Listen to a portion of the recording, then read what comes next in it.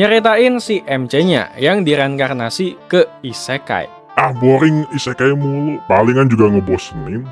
Tapi tunggu dulu gitu. Anime isekai ini tuh kayak nggak biasa aja gitu. Ya, emang agak unik sih, tapi ya kayaknya emang biasa deh. Tapi intinya anime isekai ini tuh bakalan punya satu keunikan. Soalnya di isekainya ini ternyata yang namanya sihir itu nggak ada. Jadi semua bakalan bermula dengan si MC yang menyadari kalau sekarang dia udah terlahir kembali ke isekai, tapi sebagai anak dari keluarga bangsawan yang namanya ini tuh Shion.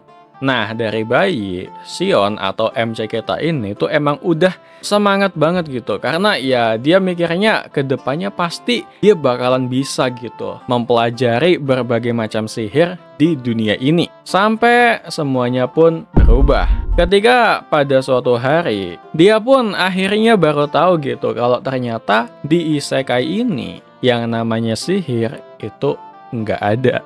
Tapi sebenarnya gue agak kasihan juga sih sama si MC-nya. Kayaknya agak kena mental gitu mukanya.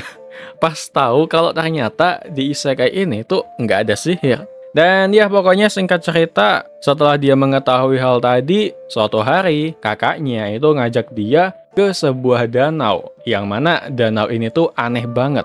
Jadi dari danau tersebut itu entah kenapa muncul banyak banget butiran cahaya misterius. Tapi ya ini tuh juga bukan kunang-kunang. Nah, Shion yang lihat hal ini pun auto curiga gitu. Karena kalau menurut dia ini tuh pasti ya ada hubungannya gitu sama yang namanya sihir. Dan setelahnya Shion dan kakaknya ini tuh jadi mulai sering datang ke danau tersebut cuman buat bisa meneliti dan nyari tahu gitu. Sebenarnya ya dari mana gitu asal muasal dari cahaya tersebut. Nih ya, menurut gua animenya nanti ini tuh kayaknya bakalan punya cerita yang cukup menarik aja gitu. Soalnya sebagai anime isekai, anime ini tuh ternyata enggaklah berfokus sama yang namanya kekuatan OP lah atau adu kekuatan gitu, ngelawan monster atau siapapun lah. Tapi uniknya anime ini tuh berasa kayak lebih fokus aja gitu ke hal-hal yang emang mendasar aja. Yaitu ya tentang penelitian gitu, keberadaan sihir di dunia ini tuh nyata atau enggak. Kalau dari segi cerita mungkin minusnya enggak ada,